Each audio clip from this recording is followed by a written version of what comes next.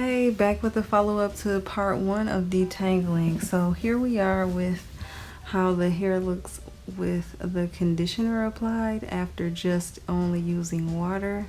And as you can see, the hair is fully fluffed out compared to when we started, and it was kind of very flattened and not as stretched.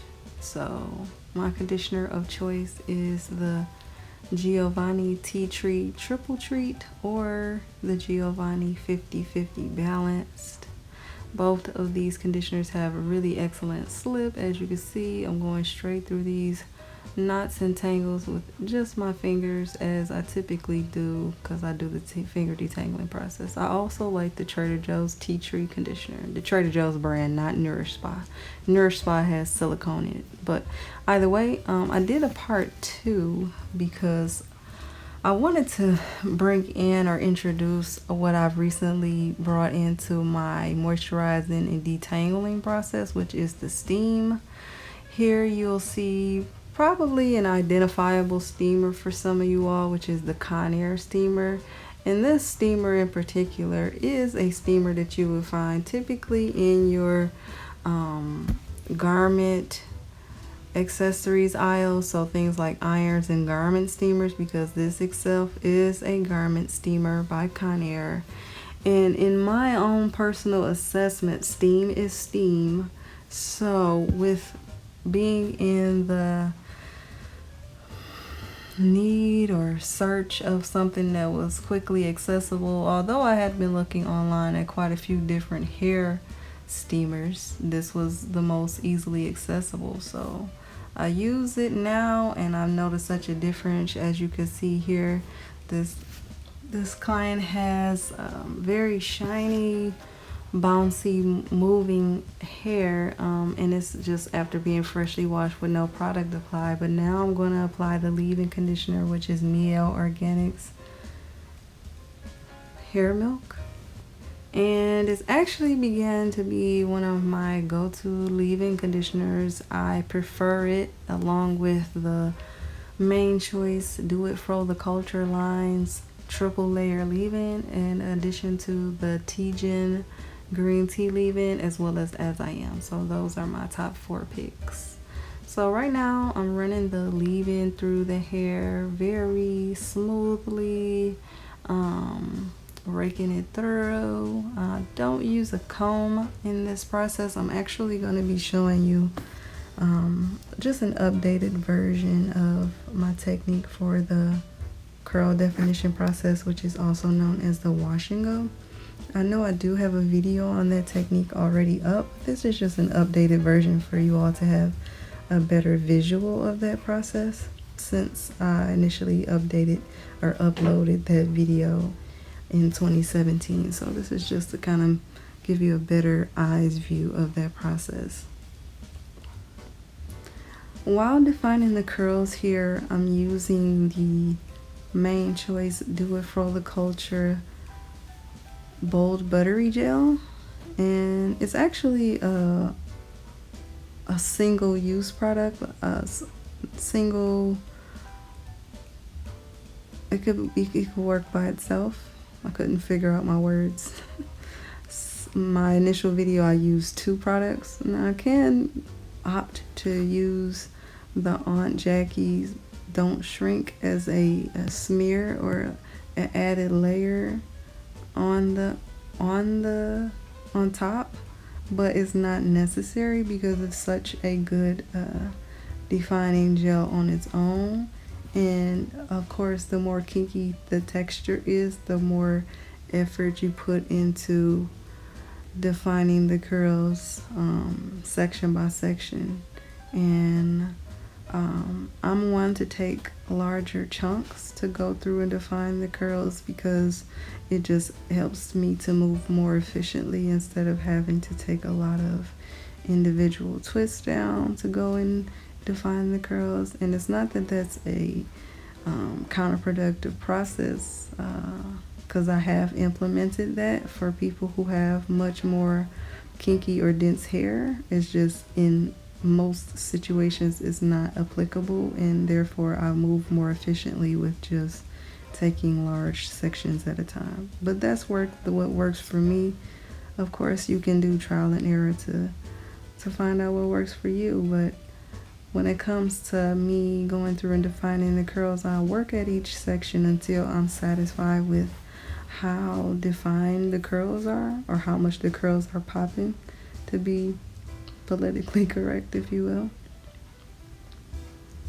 And once I'm satisfied with the outcome of that, I will just go on and move on to the next section. So oftentimes I will continue to manipulate different areas, and then of course, because we have different textures and different areas of the head of hair, it's going to lay differently or look different at first, and it kind of transform with time. And now when I'm moving forward to the next section, I think it's important to note that obviously with understanding it's different textures in each head of hair, outside of that everyone has different heads of hair in general, so nobody's hair is going to look exactly the same, but the root of the technique can be applied to anyone's head of hair. Essentially, I use the same product with generally all my clients when it comes to defining curls. And right now I'm just going through and separating what little tangles have come about from the washing process, because again, this was just her head of hair right out of the shampoo bowl and me applying a leave-in conditioner. I did not use a comb at all from her sitting in and getting finger detangled before the wash until now. And again, I choose not to use a comb when I'm going to do a wash and go or curl definition service, because with particularly more kinky and dense heads of hair, for some reason using a comb within that process disturbs the hair and creates more frizz. And this is me showing the container for you to identify what the Do It For The Culture Bold Buttery Gel container looks like. I'm in the Metro Detroit area, and I find it at the Sally's that are local to me. But if you can't find it near to where you are, then of course you can find it online. It's right about, I want to say $17 to $19 or somewhere in there. It might be $16.99. I'm not 100% sure. But it's got activated charcoal in it, so that's why it has a bit of a gray hue to it. So here I am. You know, this process, like many, is very redundant, but I think it's beneficial to go through this process again, specifically with a better vantage point for you, the viewer, because my first video was a bit of a far distance in a way, and it wasn't the best clarity wasn't there. So this is just kind of like to give you a better idea of what the process is like and what the outcome should be like, and just kind of like the mode of operation or application, for lack of a better reference. Like, you can just see the transformation. I may be about halfway finished with her hair, and it's just kind of like night and day, the part that's sectioned off at the top and the curls that are defined. So it's a very good style to kind of like give you a change of pace if you feel like you are not overwhelmed, but you want to just switch it up and you just feel like you can't do certain things. Because I often hear that, like, some people just automatically assume that very, very dense or very, very kinky hair, kinky coily hair cannot be defined, and clearly it can. And it's just a matter of technique and product and execution. I think oftentimes people get so I don't want to say discouraged, but maybe that would be for lack of a better term, people get discouraged and just either take what they hear other people say and go with it and don't even try, or they try it once or a couple times and it doesn't go exactly as planned and they just kind of like give up. And it's no way that you could see real results in developing the skill with giving up so easily. I mean, I kind of like just reflect on myself personally. Wasn't exactly the best at doing any of the services I offer at first. I think that goes for anything. I mean, when I take on the name Such a Natural because I can naturally pick up on things and get better with them with time compared to some people who may take a little bit longer, but that doesn't mean there wasn't a learning curve. It may have just been a little bit shorter compared to other people. But as far as this, as you can see, the curl defining process is pretty similar, if not the same, to detangling hair. You're doing the same motions. It's just obviously you're using different product to achieve a different result. With detangling, you want to just kind of like separate all the tangles so it's easier to manipulate. With this process, defining the curls, you're going through to define the curls with using a finger combing method to create curls or ringlets. And this is actually a moisture retention style because, as you can see, the hair in itself is comparable to how the hair looked when we were finger detangling with conditioner. And obviously we know conditioner applies moisture to hair, and with the hair being in its exact state as it was with the conditioner applied, but now just with the gel, and the gel locking in that position of the hair strand once it's dry, that helps to retain basically the position of the hair strand. Of course, it's gonna swell, it's gonna get a little bit more volume throughout the course of time because this style lasts my clients from 2 to 3 weeks typically. But in a general sense, there's no like huge amount of reversion, like the reverting. The hair doesn't turn back into a fluffy afro. The only way you get that experience is if you are like highly physically active, like you sweat in your head. Like I have a client who is in menopause, experiencing menopause, so she sweats in her hair a lot, so she only gets half of the turnaround, half of the longevity, the typical longevity. She only gets about a week and a half of lasting for the style. But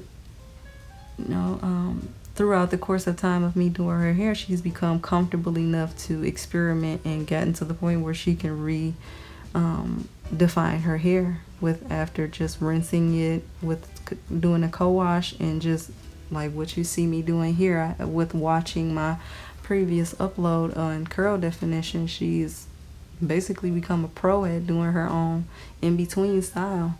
And it's not that you have to redefine the curls, it's just that she sweats so much that her hair doesn't look up to the standards of what she would like to see. But for general purposes and general instances, if you're not sweating a lot, if you're not like in a lot of water or anything like that, outdoors a lot, and rainy, humid climates, then you wouldn't experience a lot of reversion aside from the typical what's going to come with time, which is the swelling and the getting more volume. But here with this close-up, you can see just like the night and day comparison to how the curls can become defined. And the wash and go in itself is very much so a protective style because, again, it's moisture retention style and it's a low maintenance hairstyle. Being that it lasts from 2 to 3 weeks and you don't have to reapply any product, you just keep it moisturized, possibly using a little bit of a leave-in once a week and oiling it every 2 or 3 days after you mist it with water.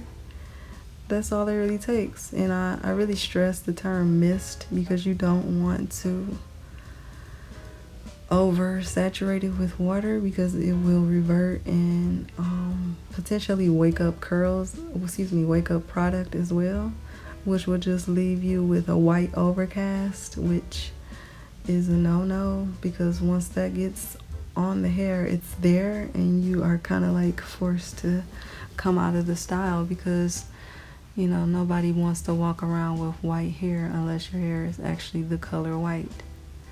But as it goes for product leaving your hair white from an overcast, the way to avoid it is, while you're wearing this style, don't wet your hair a lot.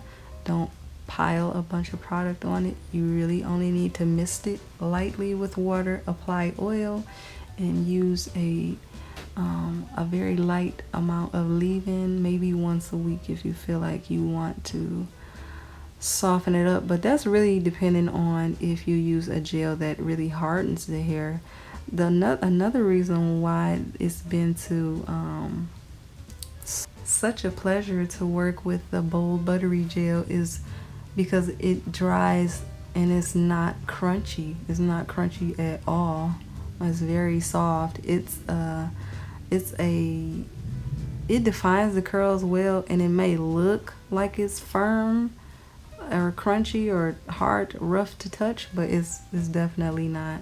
And it gets looser with time. But going back to what I said, depending on what you use, you may use the Eco Styler or whatever you use, and feel like you want to kind of like loosen or soften the touch up of your, like, to the feel. You want to soften up how your hair feels to touch. So kind of like applying a little bit of leave-in with a little mist of water will help to kind of like soften up the hair. But again, you know, approach that with caution, because you don't want to create a lot of reversion or just kind of like making your hair frizzy and not as defined, bringing you back to square one pretty much. So you know, this is a very redundant process. I think that going back to the conversation about protective styling, is not something, it's contrived. The concept of protective styling is contrived. I've been doing natural hair to be 11 years in November, and it wasn't something you heard about at that time, and is recently something I started hearing about within the last about 5 to 6 years. And it's not to undermine it, but I think there's so many catchphrases and hot phrases that people use to kind of like sway the market and public opinion as it relates to how people perceive things. Because when it comes to protective styling, it does not have to include or involve extensions, but I think so many people label a lot of their videos protective styling when they're using extensions, so it's kind of like something that's often automatically associated with the concept of protective styling. So if you would like me to kind of do a video voicing my opinions on the concept of protective styling, leave comments below. Also, don't forget to follow me on Instagram at Such a Natural Beauty. And if you're in the Metro Detroit area, you can give me a call or text at 313-948-8957 if you would like to book an appointment or set up a consultation. Yeah, going back to protective styling, it could be anything with your own hair that is not loose, because that's the idea behind it, keeping your hair in a style that prevents it from being loose. So it could be a wash and go, because it's a moisture retention style. It could be a 2-strand twist, a finger coil, a comb coil, a braided or flat twist updo without extensions. I think that, you know, it's important to have a larger foundation of knowledge to draw from, so that you can better delineate and develop your own outlook on things. So that's essentially a purpose I look to serve, which is giving an opinion that's formulated on data and experience for you to assess what I'm doing and compare it to other information you gathered so you can form your own opinion about things. I don't, definitely not looking to be the answer all or end all be all, because you know how could you be an individual that way? But I'm here at the top of the head and I'm done with the defining process. This client's going to be placed under the dryer, and I'm going to show you the after look. And it's of course going to be different because the hair shrinks up after drying. So here's the finished result. Very soft to touch. Like I mentioned, this is not a crunchy hold at all. So thanks for watching. Be sure to like, comment, and subscribe, and I'll be with you next time.